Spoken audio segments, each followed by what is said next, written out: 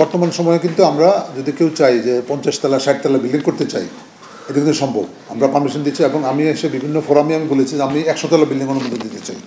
But ওটার জন্য হয় কি যে বেসিক রিকোয়ারমেন্ট যে পার্কিং এবং অন্যান্য জিনিসগুলো ওই ফুলফিল করে আমরা কাজ করি।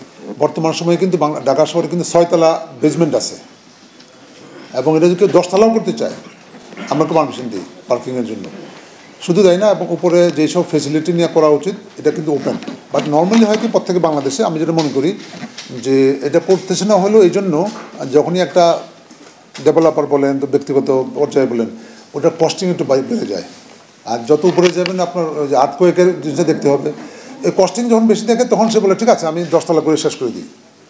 আর যদি মডার্ন করতে চায় আমাদের কিন্তু এখন সফটওয়্যার বলেন আমাদের মানে রাজুকের যে নীতিমালা এবং সিস্টেমে কিন্তু এনিথিং বিগার এবং বর্তমানে হাইয়েস্ট বিল্ডিং হলেও আমি খুঁজছিলাম 45 স্টোরি বিল্ডিং বর্তমানে একটা মানে হচ্ছে মালিবাগের এখানে ওই যে ট্রপিক্যাল হোমস করতেছে। বাট কেউ যদি নিয়ে আসে আমাদের আমি মানে ডেভেলপার কোম্পানির লোকেরা এসেছিলেন, আমি বলছি আপনারা 100 তলা বিল্ডিংয়ের ডিজাইন নিয়ে আসেন আমরা পাস করবো।